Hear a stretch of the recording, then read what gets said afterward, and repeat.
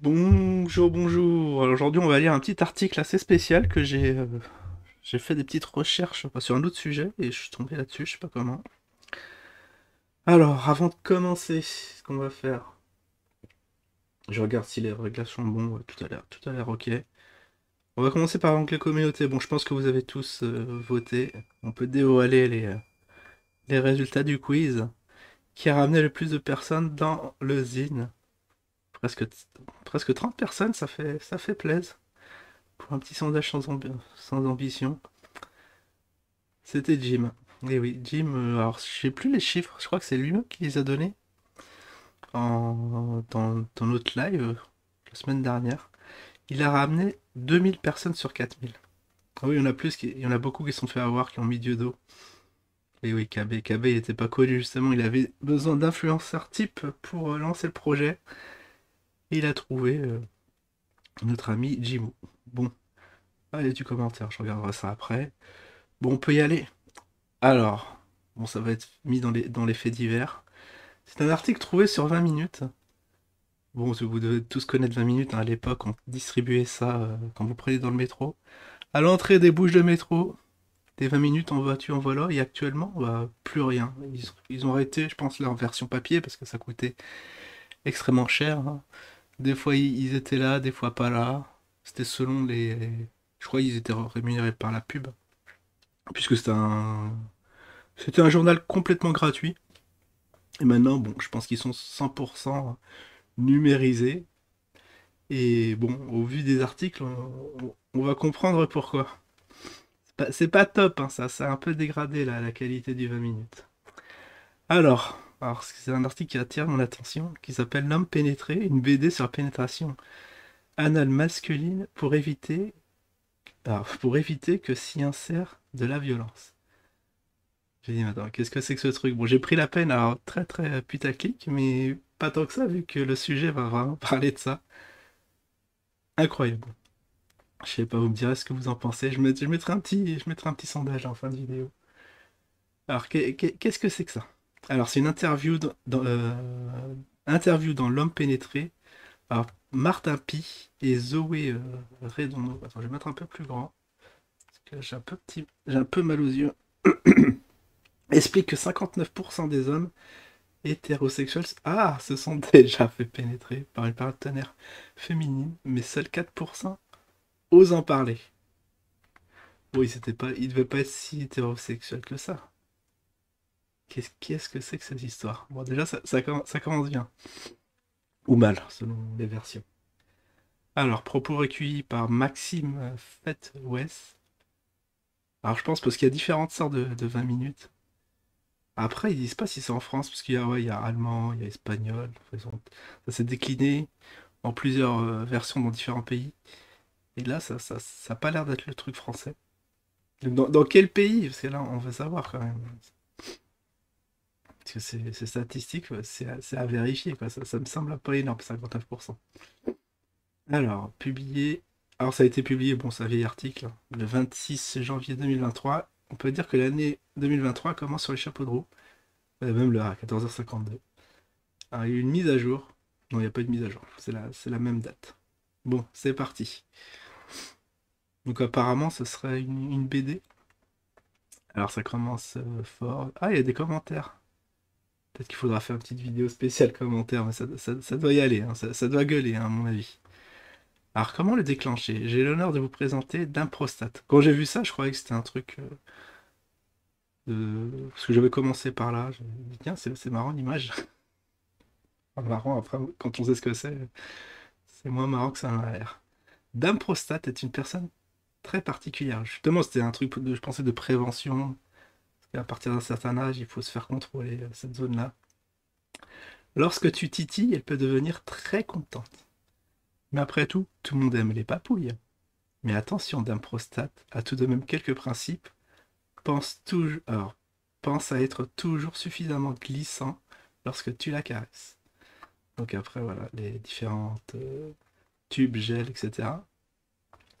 Alors après, maintenant... Ah, tu peux écouter l'article L'homme pénétré, une BD de la pénétration anale masculine pour 00. Je sais pas ce que c'est. La bande dessinée L'Homme pénétré, parue le 11 janvier 2023 aux éditions La Boîte à Bulles, se frotte au sujet de la pénétration anale chez les hommes. Martin Pi et Zoé Recondo y décortiquent le sujet au moyen d'une enquête de 150 pages. Ah bah, quelle enquête, hein! Pour explorer en profondeur comme le tabou qui l'entoure peut être source de violence. La pratique codifiée jusqu'à dans l'usage des mots utilisés pour en parler. Le mot pénétrer a une connotation de domination. Ce sont les femmes ou les hommes homosexuels se trouvent dans des positions d'être pénétrés. Donc dominés. C'est toute une histoire de domination patriarcale, estimant Martin Pi, auprès de 20 minutes. Et si le monde devenait meilleur si chaque homme était pénétré? C'est la question à laquelle Martin Pi et Zoé Redondo tentent de répondre au travers de la bande dessinée L'Homme pénétré, paru aux éditions La Boîte à Bulles, porte bien son nom, sur la base d'une enquête statistique organisée en 2019. Il détaille comment le tabou, ouais, 4 ans pour tout ça, quoi. Il détaille comment le tabou autour des fesses de certains hommes peut être à la base de nombreuses violences. Grâce à un récit de 150 pages, basé sur des témoignages réels de 4 personnes aux profils différents, les auteurs explorent le sujet en profondeur. Ouais, ils choisissent bien leur terme. Tandis qu'il sera présent au Festival d'Angoulême qui ouvre ce jeudi 26 janvier 2023, Martin Pi revient sur l'enquête lui ayant permis de constater que ce sujet choc, voilà encore un mot bien choisi, est une pratique sexuelle plus courante qu'il y paraît. Ça vient toucher les gens autour de... ça vient toucher les gens dans leur intimité, dans leur identité. Quand on demande aux mecs ce qu'ils pensent qu'un homme soit pénétré, ils se posent des questions sur les sensations, ce qu'ils peuvent ressentir. Ah, moi personnellement, je me pose pas ce genre de questions. Et qu'est-ce que c'est que ce bordel? Après, si l'auteur aime bien, grand bien lui fasse. Explique-t-il à 20 minutes. Est-ce que poser des questions sur la pénétration anale masculine a rendu votre enquête plus difficile? À chaque fois que je mentionne le sujet quelque part, ça fait sursauter, surtout les mecs hétéros. La semaine dernière, je buvais des bières avec une copine accompagnée par l'un de ses amis. On a très vite parlé de mon livre et le mec s'est directement emballé en disant Je ne suis pas homosexuel, je ne suis pas homosexuel, je ne serai jamais homosexuel. Vous connaissez la ref. Pourquoi vous me parlez de ça? Il y a une espèce de référence discriminatoire à tout ça et beaucoup de gens sont mal à l'aise avec le sujet. Soit. Avez-vous été surpris par les résultats? Oui, j'ai été surpris tout au long de ma recherche. J'ai d'abord appris que 59% des hommes hétérosexuels, n'ayant jamais eu de rapport sexuel avec un autre homme, disent s'être déjà fait pénétrer par une partenaire féminine. Cela inclut à la fois anulingus, masturbation ou encore pénétration anale.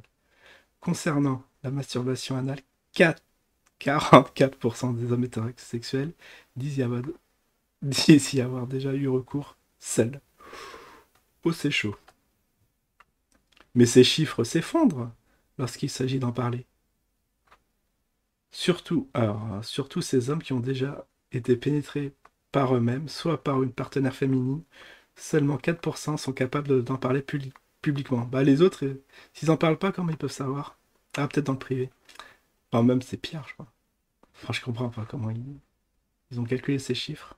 Au niveau des hommes homosexuels, il y a seulement 15% qui sont capables d'en parler publiquement sur ceux qui se sont fait pénétrer et qui n'est pas beaucoup plus. Chapitre 1, données, données statistiques. Bon, on va pas aller plus loin. Bon, quoique, allez, juste un peu de stats, parce qu'ici, on aime bien les stats. En février 2019, les autres... Alors 2019, non, c'était pas le Covid, c'est 2020. Alors, les auteurs ont réalisé un sondage auprès de 630 personnes. Il y avait.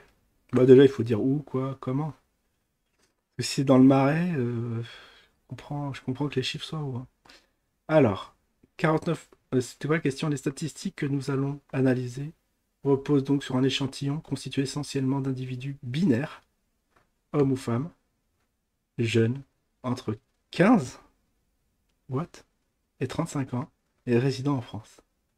15. D'accord. Alors, il y a un petit camembert, 49% de femmes. Ah, ça, c'est leur échantillon. Il y a eu 49% de femmes. Il y a 46% d'hommes et 5 autres. D'accord, un petit échantillon un peu déjà bizarre. Autre, on voudrait bien savoir ce que c'est. Faut détailler, hein, faut détailler, parce que c'est trop détaillé ou pas assez. Et là, 96% entre 15 et 35 ans, et 4% 35 ans et plus. Et 9% résidant en France. Bon bah je vais vous mettre le lien dans la description si ça vous intéresse, pour approfondir le sujet. Déjà voilà, déjà on est un peu en sueur. Mais qu'au début de l'article, on est déjà mal à l'aise, hein. C'est génial. Le 20 minutes. J'allais dire, je ne lirai plus ce genre de journal, mais c'est vrai que je lis plus du tout. Et on sait pourquoi. On fera un petit sondage et ouais, ça c'est un sujet qui intéresserait Mehmet Jimou, qui est très porté sur la chose. Enfin, il en parle tout le temps, que comme maintenant, beaucoup moins. Mais voilà, voilà, petit article sympatoche. Allez, je vous dis à la prochaine. Ciao tout le monde.